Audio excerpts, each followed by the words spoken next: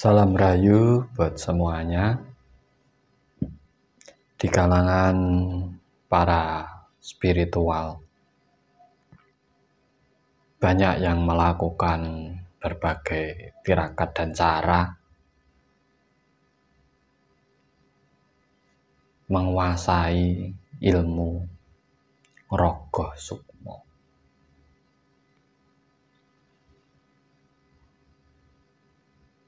Bahkan tidak segan-segan melakukan tirakat yang luar biasa agar bisa menguasai ilmu ini. Ilmu Rogoh Sukmo namanya Rogoh Sukmo. Sukmo itu adalah rasa, Rogoh itu adalah mendalami, masuk ke dalam rasa kita.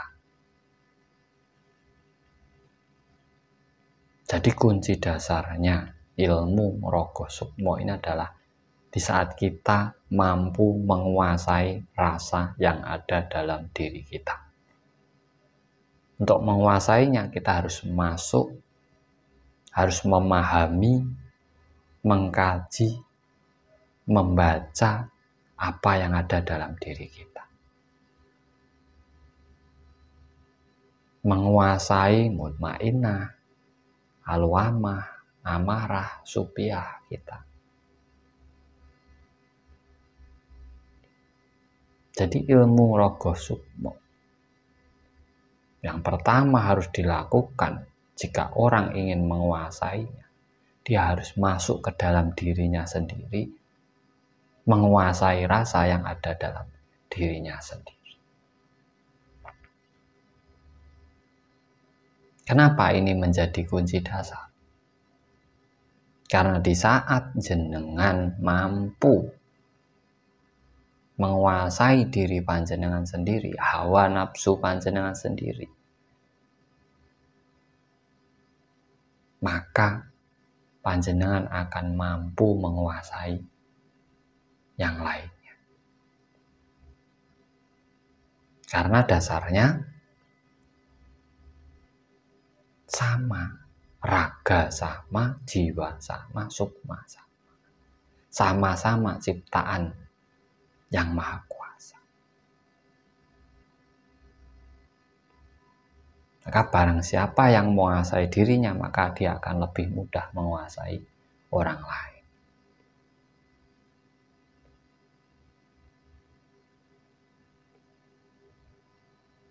Dan bahkan orang yang sudah menguasai dirinya ini bisa melakukan apa saja terhadap raga orang lain.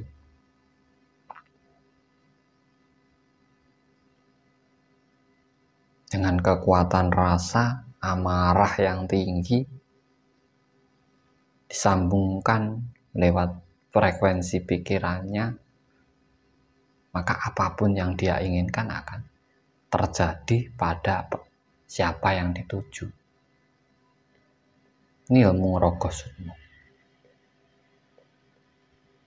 Maka ada ilmu menyakiti tanpa menyentuh, itu sebenarnya salah satu dari ilmu Rogoh Sukmo itu. Memikat dari jauh, itu ilmu Rogoh Sukmo.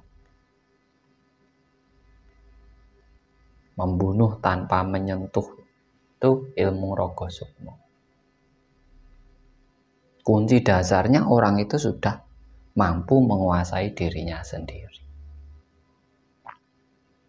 Di saat orang mampu mengenali dirinya, menguasai dirinya, berarti dia dekat dengan Gustinya. Di saat orang dekat dengan Gustinya, tidak ada yang mustahil.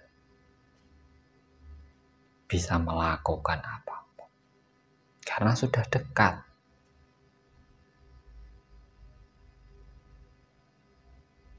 Tidak butuh sarana lagi.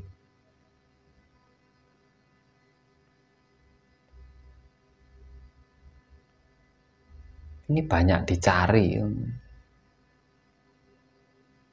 Ini termasuk ilmu tingkat tinggi.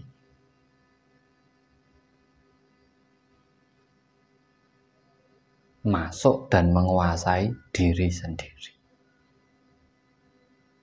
Atau dulu dibilang ilmu Ngaraga Sukma. Di saat orang bisa menguasai dirinya dan dibawa ke ranah positif, maka dia akan memiliki budi pekerti yang luhur, rasa menghargai, mencintai antara sesama makhluk ciptaan Tuhan, karena sudah menyadari dirinya. Tetapi orang yang menguasai ini di saat amarahnya tinggi, maka dia juga bisa melakukan apapun terhadap orang-orang yang ditujukan. Bisa berbuat baik, bisa berbuat jahat. Bisa mengobati, juga bisa menyakiti. Bisa menata, juga bisa menghancurkan. Untuk orang-orang yang sudah menguasai raga, sukma, dan jiwa dalam dirinya.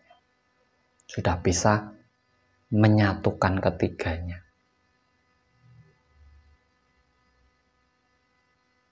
Biasanya orang-orang seperti ini dia akan hanya diam. Tidak banyak bicara, tetapi dalam diamnya ada sejuta misteri. Maka hati-hati kalau ketemu dengan orang diam.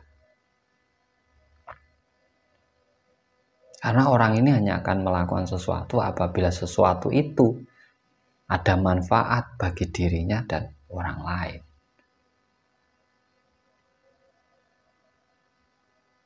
Tapi orang-orang yang seperti ini biasanya sabdonya, ucapannya mujarab, doanya mujarab, dan segala keinginan dan permintaannya cepat terwujud. Itulah ilmu Ngaraga Sukma, menguasai diri sendiri, masuk, bisa menyuruh amarahnya, alwamahnya, supiahnya dengan menggunakan handlenya mutmainah, kekuatan pikiran, kesadaran diri yang tinggi. Karena apabila ingin menguasai rasa dalam dirimu, kamu harus kembali ke kesadaran dirimu, kembali ke pola pikir atau mindset yang benar. Karena rasa itu sebenarnya berasal dari pikiran kita. Karena ilmu kebatinan, batin itu ada di, tapi mata batinnya ada di kening kita, ada di pola pikir kita. Jadi apabila Anda ingin menguasai ilmu Ngaraga Sukma, kunci dasarnya, pondasinya, sampean harus mampu masuk ke dalam diri panjenengan diri dan menguasai rasa yang ada dalam diri panjenengan sendiri. Handle-nya pikiran. Sebagai penghandle juga sebagai pengantar. Apabila sampean gunakan untuk orang lain. Ingat, semua ada pemahamannya. Di saat sampean paham, mau digunakan untuk sisi positif atau negatif, tergantung kepada jenengan sendiri-sendiri. Semoga bermanfaat. Salam rahayu, rahayu, rahayu, sagung dumadi.